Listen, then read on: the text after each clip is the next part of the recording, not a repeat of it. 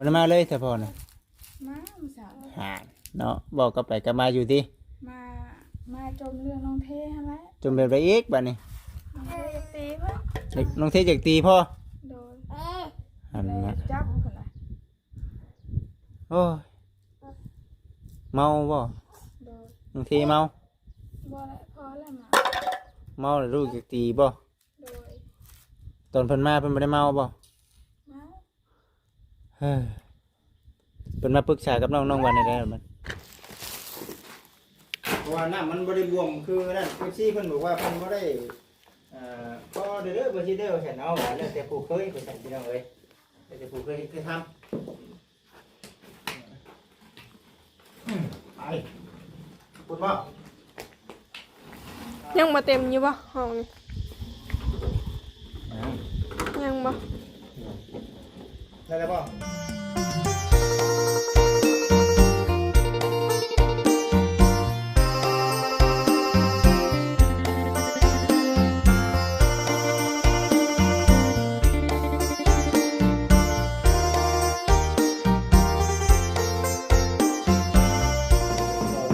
พี่สอง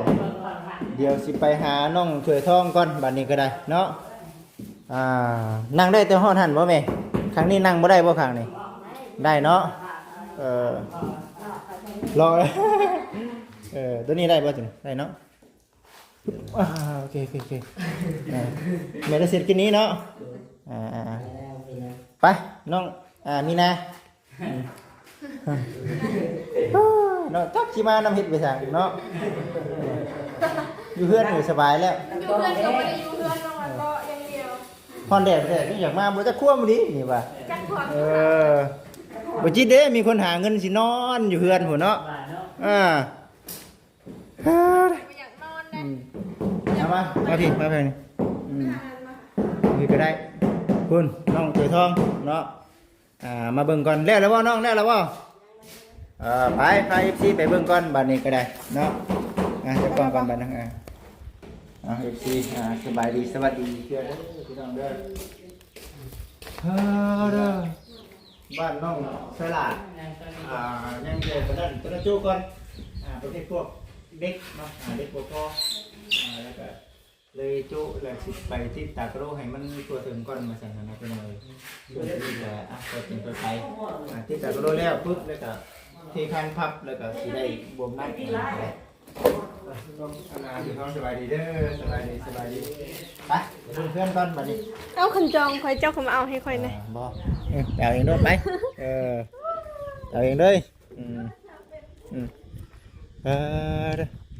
เอาน้ำเสตื่มบ่FC เพิ่นบอกว่าบ่ตื่มก็อย่าเด้อบ่ซั่นบ่ตื่มบัดมันยังผงอยู่แม่นบ่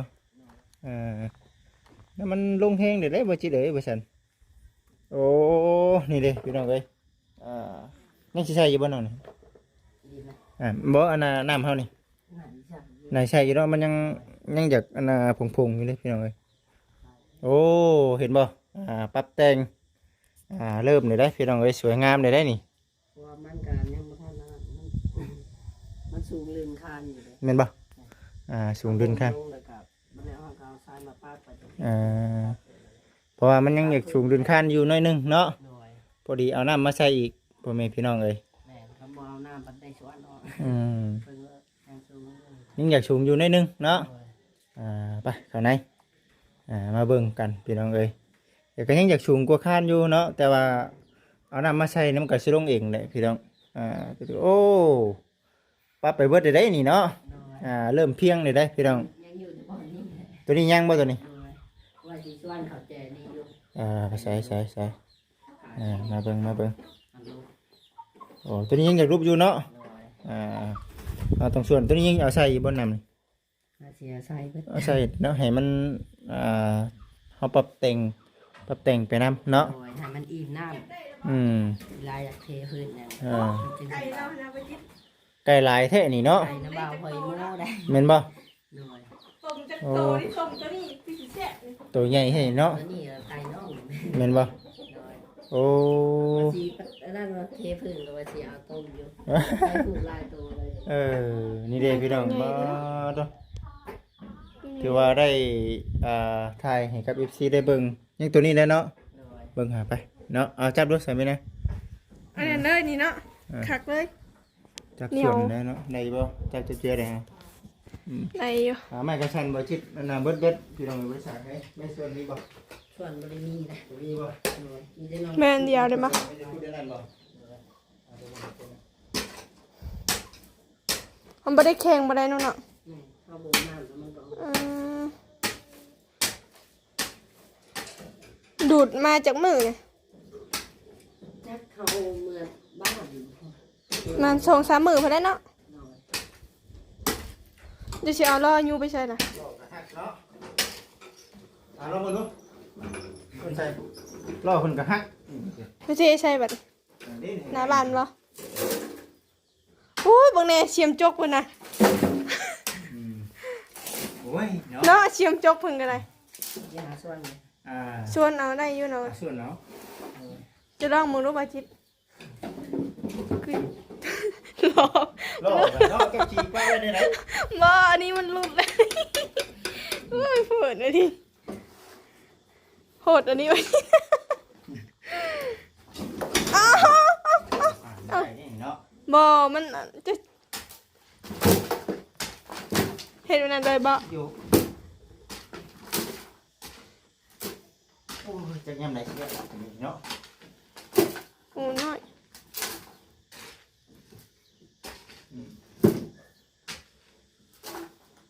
ไหนบ่ ยังเสียใส่อยู่พี่น้องเลยนี่นะ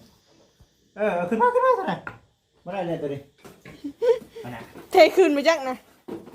เนาะ ยันเทคืนอยู่สองนิ้ว โอ้ย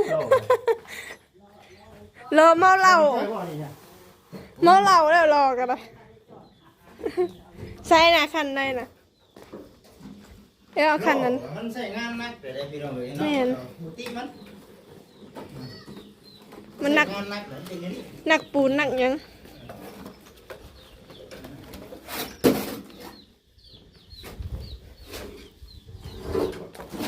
โอ้ผ่อนอันนี้ลองมันนี่เนาะเก็บไปนี่ก่อน ถ้ากระดิ่งเนาะเออคือแน่ เดี๋ยวไว้เนาะมันเลยพักผ่อนไว้เนาะ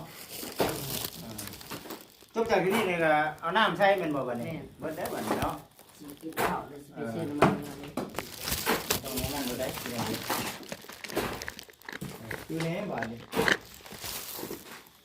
เพราะว่าน้ำมันบ่ได้บวมคือนั่นเพิ่นซี่เพิ่นบอกว่าเพิ่นบ่ได้ก็เด้อบ่สิเด้อฉันเอาแล้วแต่ผู้เคยไปสั่นพี่น้องเอ้ยแต่ผู้เคยทำไปพูดว่า ยังมาเต็มอยู่ป่ะห้องนี้ยังบ่ ได้แล้วป่ะ น่าสิได้ ได้เนาะซาไปเนาะวันนี้ซาไปก็ได้แหละ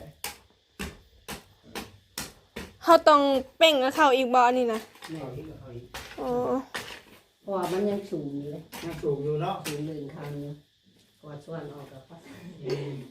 แม่นอยู่มันต้องเอานั่นพี่น้องเลย บ่มให้มันได้ก็ให้ดี มันจังบ่ตรุมเขาสิ เวลาเทพื้นมันเป็นบุดุพื้นทางเลยสิบ่แตกกับบ่น้ำได้ แม่นบ่ แม่ เวลาเขาเทมันก็สิบ่แตกปานใดแม่นบ่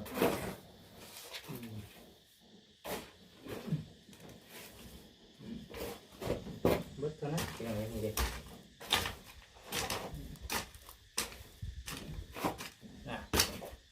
อย่างยังเนาะ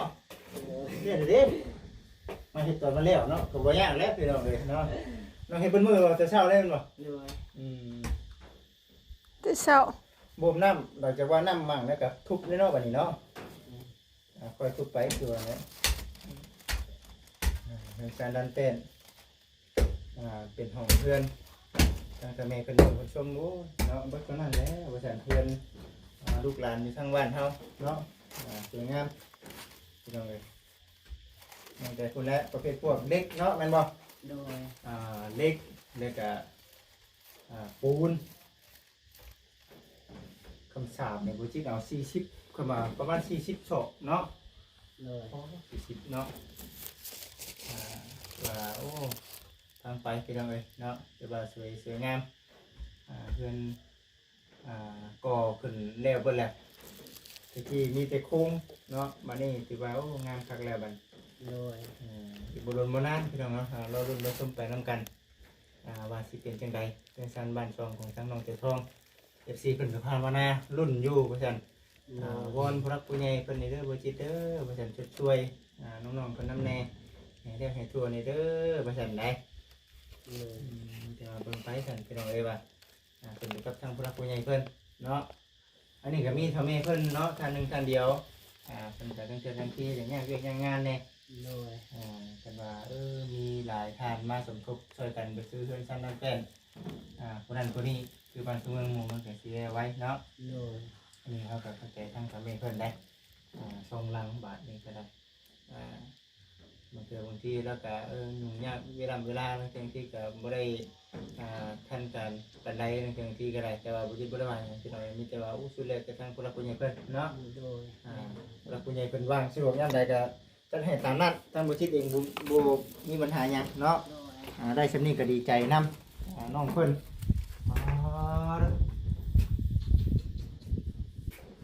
คักยังพักว่าคักเรื่องพี่น้องเนาะเบิดแล้วบัดนี้เนาะมีแต่ถ่าบวมน้ำหลังจากว่าบวมน้ำเรียบร้อยกันรอคนแล้วบัด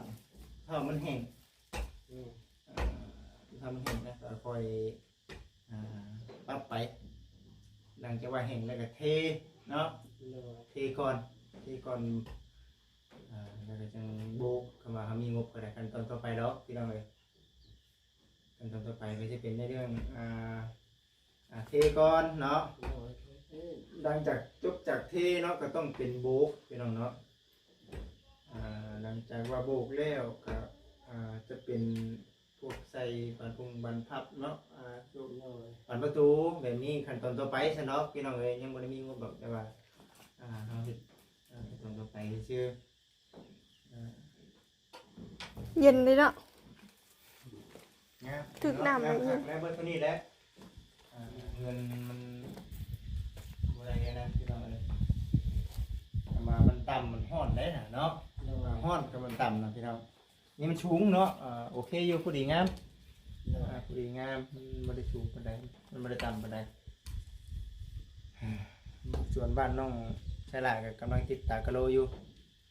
ส่วนทางน้องๆนี่ก็กำลังปรับแต่งอยู่นี่ก็ได้มาก็จนมานอนนี่นะเนาะ เย็นเลย เห็นได้มีน้ำเด้นี่แหละนี่คือหน้าบ้านเนาะหน้าบ้านน้องตรงบันไดนี่อยู่ข้างนั้นบันไดอยู่ข้างนั้นบนนั่งก็จะอยู่ช่วงชนทางนั้นเนาะสมมติว่าโต๊ะออกคือบ้านน้องจ้อยเนี่ยจะอยู่ทางนั้นเนาะมันโอยหนักเราหาโมคูเวลาเขานั่งอยู่เพื่อนอยู่ชั้นแขกคนมาเขาก็เห็นกับว่าเขานั่งอยู่นี่คือเราได้อันนี้คือในเรื่องในอนาคตซะน้องเปิดหาได้หามีเนาะชีวิตครั้งนั้นแหละพี่น้องเลยส่วนบ้านน้องสลากับคุณและยังประเภทพวกบูคือกันเนาะบูกับเทพื้นคือกันอย่างที่ว่าเห็นแล้วก็เอาจุก่อนทันแหละพี่น้องเลยเนาะหลายขั้นตอนถือว่าหลายพอสมควรและบ้านช่องน้องๆเพิ่นก็ได้นี่จะว่าเพิ่นกับทางน้องๆนุ่มๆเพิ่นอยากเก็บไปใดอยากได้ไปใดก็สู้ๆเอาเนาะนี่ก็ดีใจน้ำเป็นน้องสีทองนี่ก็โอ้เนาะเดี๋ยวคือหมูคือกูนี่ก็โอ้ให้ดีใจน้ำเนาะเด็ดจะเนาะตอนช่วงบ่ายมันก็จะเป็นอย่างนี้แหละมันแดดพี่น้องเลยมาช่วงแดดน้ำแน่มากินเองก็ได้มาทางน้องๆก่อนยังขี่กลับไปพุ่นละบ้านตะพอตะเมอยู่เนาะบ้านประธานไม่เท่าที่จันไปเวียกที่จันพุ่นนี่ก็มาเบรให้กับทางตะเมคนเบิ่งก่อนอาจารย์เบิ่งโอ้ยเนาะกันลูกบ่เข้ามากกับโบได้เบิ่งแล้วอาจารย์น้องเชลาก็จะบ่มีเวลาเนาะรุนเพื่อน้องคนกันตีจ้ะใส่เวียดเป็นไปได้เป็นยังไง มีแต่สู้ๆไปเนาะ โดย สู้ไปจนกลัวมันสิแล้วพุ่นแหละน้องพลอยยังบ่มา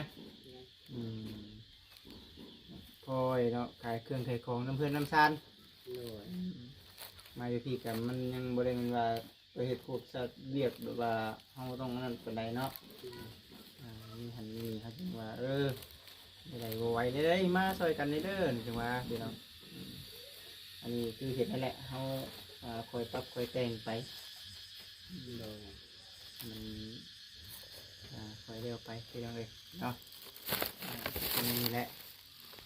เบิ่งบรรยากาศบ้านน้องดาวก็ตัดตากะโลเจาะจือจ้าดอยู่หลายคนได้เฮ็ดลืมเบิ่งได้นี่น้องจ้อยเนาะท่าสีแล้วนี่เนาะ ทางก็ ไปเจ้าบ่ บ่สูง บ่สูงท่า โดยบ่สูงกับน้องวีเพิ่น ถ่ายยังไง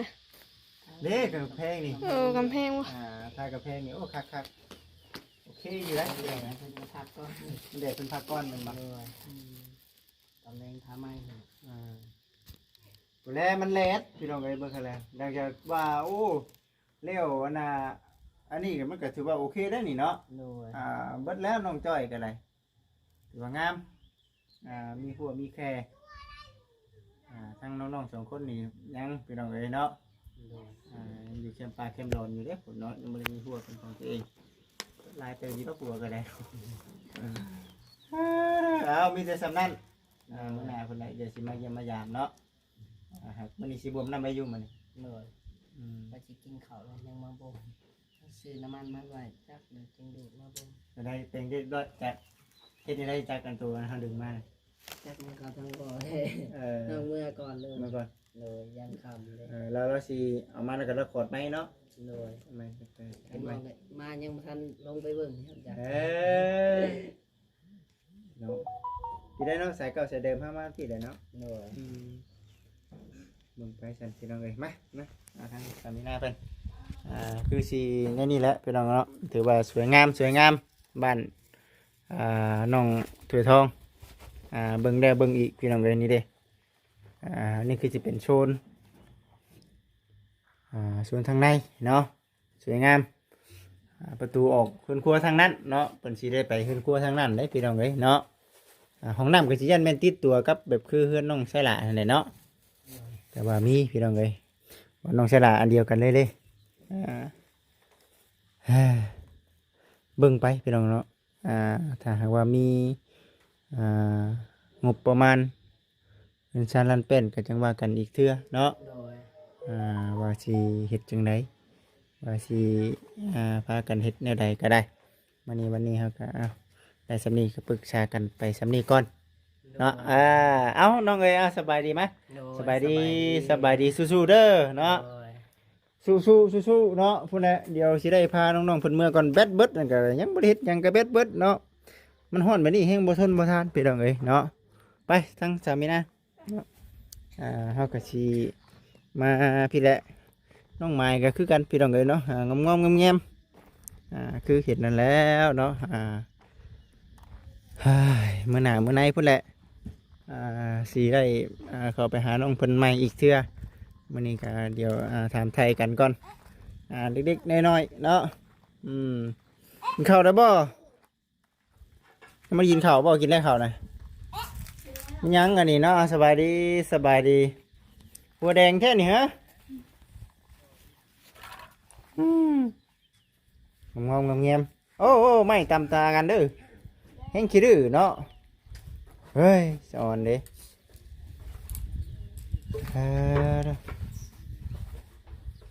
นี่แหละพี่น้องเลยแหลดเนาะน้องเนาะ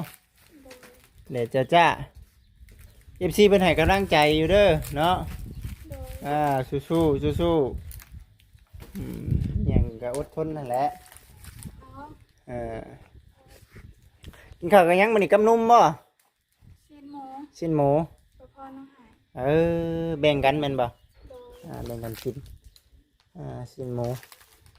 โอ้ยคนหน่อยเอ้ยเนาะเนาะน้อยนางสบาย บ่ได้มาเลยแต่พอน่ะ มามื้อเช้า หา เนาะบอกก็ไปก็มาอยู่ที่ มามาจมเรื่องน้องเทฮะแหละ จมแบบไรอีกบัดนี้ น้องเทจะตีเพิ่น น้องเทจากตีพ่อ โดย อัน เลย นะ จับคนละ โอ้ยเมาบ่ โดย น้องเทเมา บ่ละพอแล้วมา เมาแล้วลูกจากตีบ่ โดย ตอนเพิ่นมาเพิ่นบ่ได้เมาบ่ มา เฮ้ยเพิ่นมาปรึกษากับน้องวันได้มัน เพิ่นเมาเฮาก็บ่ได้ว่าได้ เออเนาะอันนี้ก็ได้เฮ้ยเอาเป็นเอาไงแต่เพิ่นมาเพิ่นยังบ่ทันได้สงบสติอารมณ์เนาะ โดย ยังเมาอยู่เด้มาหาดูหาเต่าก็ได้มาซั่นเฮ้ยผู้นี้แหละเนาะพ่อบ่พากินข้าวก็บ่กินน้ำชูเป็นชูคือกันทางนี้ก็ได้ พอมาปะผู้นี้ก็หายอยากไปน้ำพอกินเกือบทั่วก็ อันนี้ได้ โดย ติดพ่อเนาะแล้วคือบอกสิ่งที่สำคัญก็บ่ได้อยากให้แตกแยกกันดอกพี่น้องเอ้ยคือเพิ่นเว้าคือเพิ่นว่าหั่นแหละเว้าขออนุญาตนำถึงสิเป็นจังใดกับพ่อเฮาแม่เฮาเนาะ โดย หักแพงคือเก่าตัดขาดกันบ่ลงมีหยังก็คอยเว้าคอยจากันกันว่ามันเกินขอบเขตดีเฮาก็เงียบๆไปเนาะบ่โตหั่นได้เห็นได้ซะมันจะเบิ่งไปพังไปเด้อน้องเด้อสู้ๆคนใดเดียวมื้อหน้าก่อนหน้าสิมาเยี่ยมมายามใหม่มันนี่มีเวียกไปก็ได้ว่าเอามื้อหน้าก่อนเด้อว่าซั่นหั่นนะไปน้องสบายดีไหมสบายดีไปฉัน FC ทุกท่านจะได้ขอตัวไปเวียกต่อก่อนเนาะไปสามีนะเอาโอเคพอพี่น้องเลยสิประมาณนี้เด้อพี่น้องเด้อเนาะสบายดีพี่น้อง